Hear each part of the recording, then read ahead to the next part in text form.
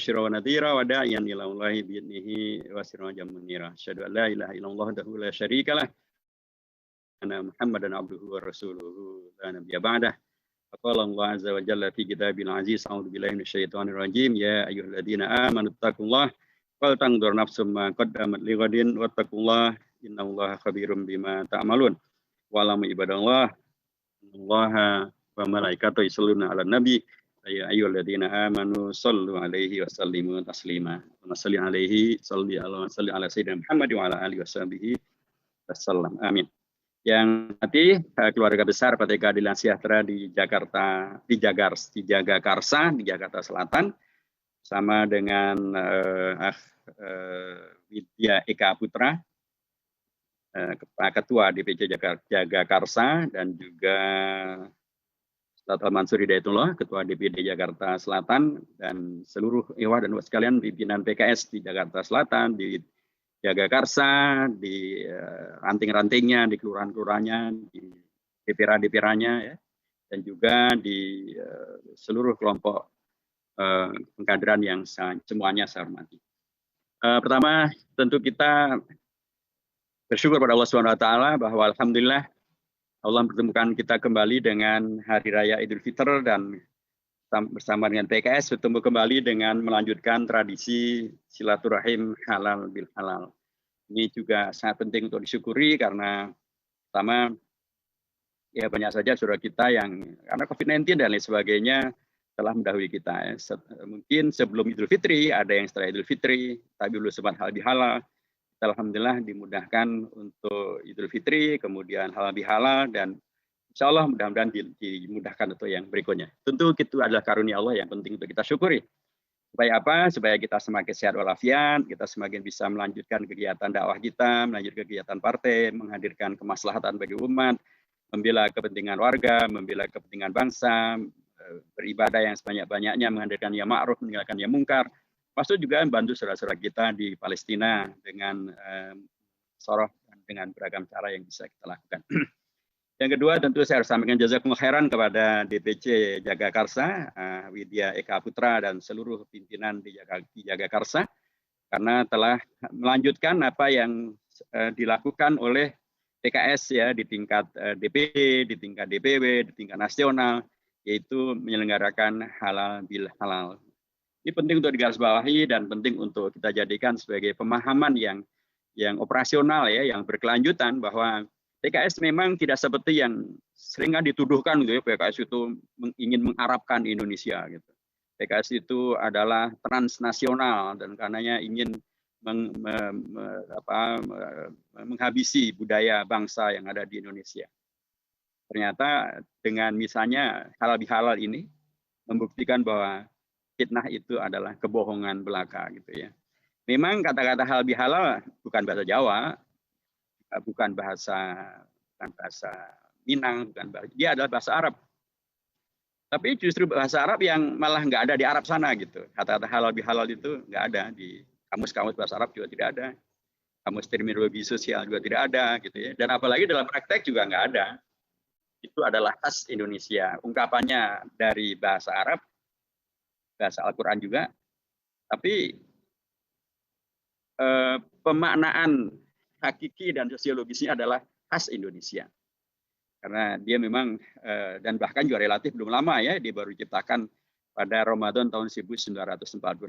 Untuk menghadirkan satu paduan pimpinan bangsa Indonesia bersama-sama duduk untuk kemudian bisa menghadirkan komitmen, membela bangsa dan negara, dan menghadirkan Indonesia yang terjaga kemerdekaan. Nah, tradisi yang baik yang diciptakan oleh seorang Kiai Haji Wahab Hasbullah, pimpinan NU, pendiri NU bersama Kiai Haji Hasyim Asy'ari ini berkembang di Indonesia, menjadi terminologi khas di Indonesia, dilaksanakan di tingkat istana sampai tingkat kecamatan, kelurahan, semuanya, juga gitu ya.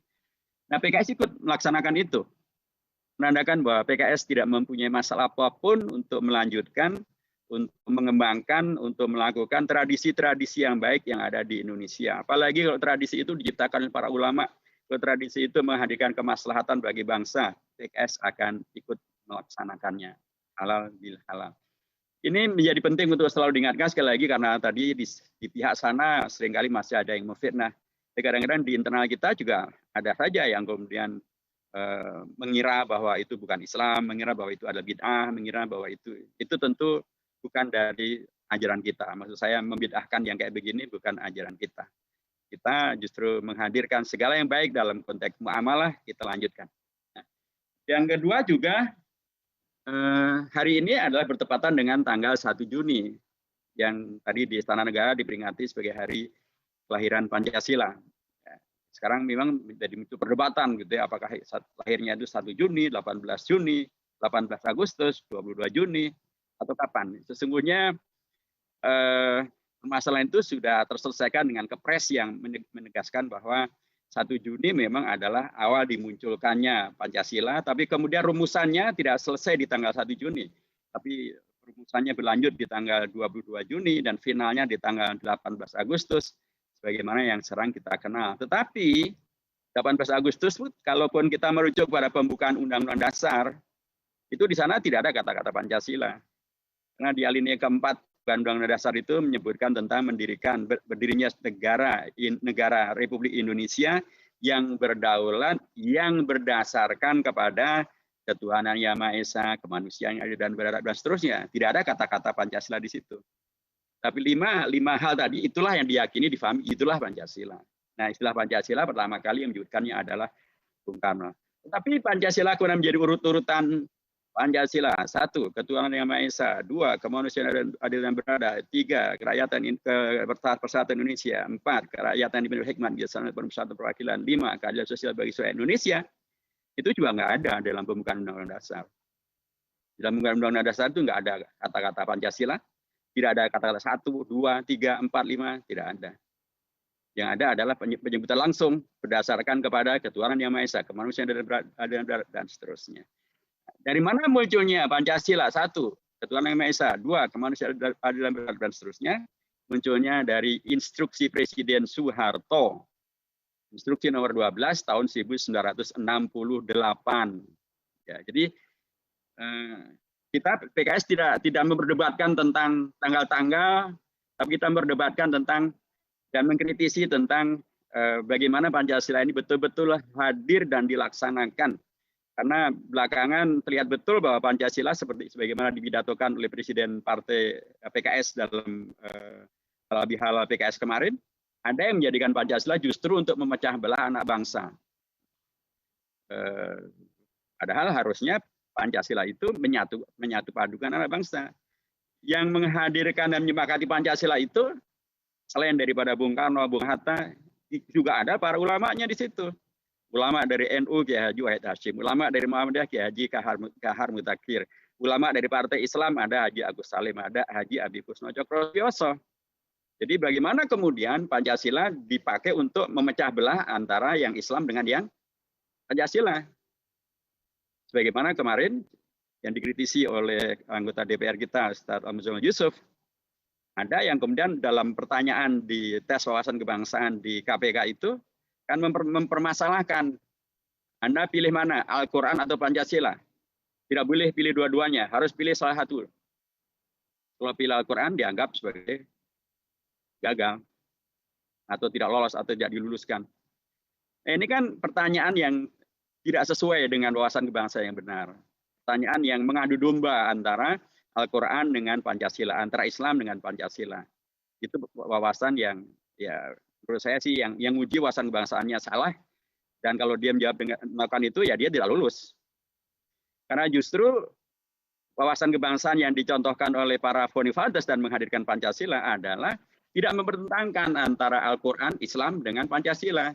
Justru Pancasila adalah bagian daripada yang disepakati atau yang diciptakan, dikompromikan bersama dengan tokoh-tokoh umat Islam. Ada kiai-kiai dari NU, dari Muhammadiyah, dari Partai Islam. Mereka mustahil karenanya mereka dalam tanda kutip menghadirkan hal yang bertentangan dengan agama Islam dan atau bertentangan dengan negara.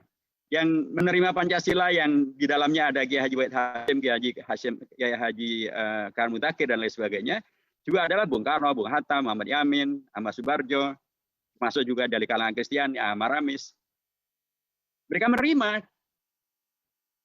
dengan adanya ketuhanan Yang Maha Esa untuk menghadirkan persatuan di Indonesia, Sehingga dengan demikian maka klaim-klaim aku Pancasila tapi kalau perilakunya kayak begitu, itu tidak akan menghadirkan Pancasila tapi akan menghadirkan Pancasial. Kita tidak ingin sial. Kita inginnya adalah Islam kita membawa kepada rahmatan lil alamin. Halal bila halal mestinya menghadirkan hal yang kemudian membawa kepada adanya kerahmatan, menghadirkan semakin menguat ya, tidak justru semakin membelah. Jadi PKS dengan halal bihalal dan dengan Pancasila yang kita pahami dengan kokoh ya. Nah, kita paham betul tentang sejarah Pancasila dan lain sebagainya itu memberikan kepada antum semuanya sesungguhnya sebuah landasan yang kokoh dan kuat untuk melanjutkan apa yang menjadi tradisi di PKS, apa yang menjadi keputusan di PKS, baik dalam bentuk tadi melanjutkan segala tradisi yang baik yang ada di Indonesia, halal bihalal, peringatan Maulid dan lain sebagainya, maupun juga dalam konteks bernegara tentang Pancasila, tentang Undang-Undang Dasar, NKRI, kita tidak mempunyai masalah dengan itu semuanya. Bagi PKS itu semuanya sudah selesai. Yang dipentingkan sekarang adalah bagaimana itu semuanya dilaksanakan supaya tidak terjadi teriakannya aku Pancasila, perilakunya malah menghadirkan yang sial. Gitu ya. Teriakannya aku Pancasila, tapi justru tidak paham tentang Pancasila karena masih mengadu dombakan antara agama dengan Pancasila. Nah kita dengan pendekatan bahwa PKS adalah partai Islam yang rahmatil alamin, dengan wawasan kebangsaan yang kokoh dan kuat, wawasan sejarah yang kokoh dan kuat, wawasan Islam yang kokoh dan kuat, maka diharapkan bahwa halal bihalal ini selain kemudian menjadi tradisi dan kita ikut mengembangkannya, kemudian pun juga dirasakan manfaatnya oleh warga bangsa Indonesia. Kita di DPR, di DPRD berjuang untuk memberikan kemaslahatan terbesar bagi bangsa dan negara. Dan diharapkan bahwa ini semuanya berlanjut dengan antum semuanya, PKS di tingkat DPW, DPD, DPC, DPRA, gitu ya, melanjutkan silaturahim ini.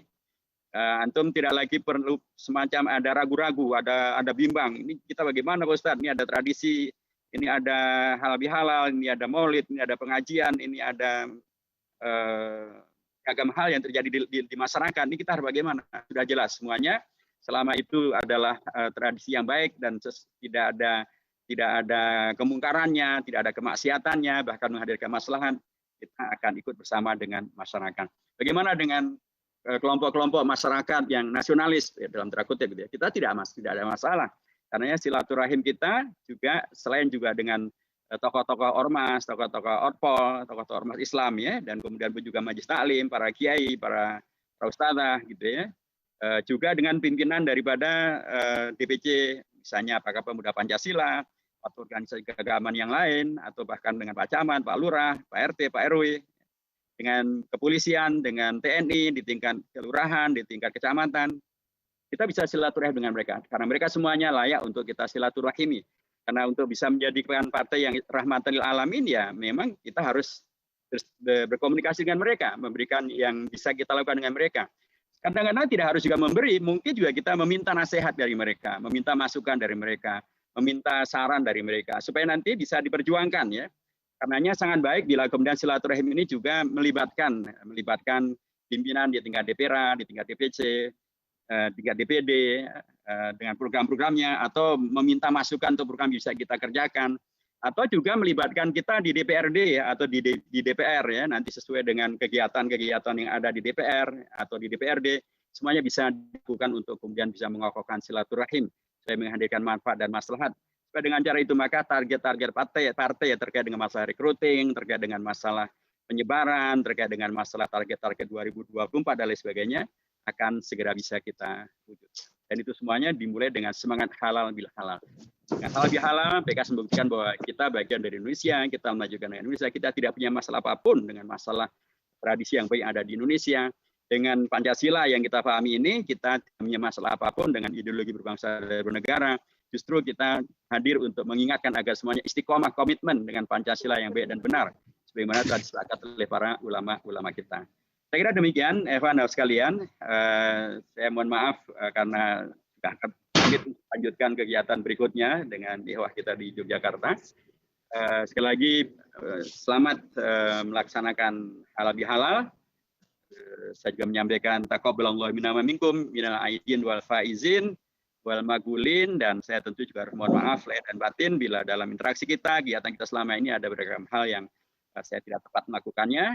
Mohon maafkan untuk kita bisa perbaiki ke depan supaya ke depan menjadi lebih baik lagi.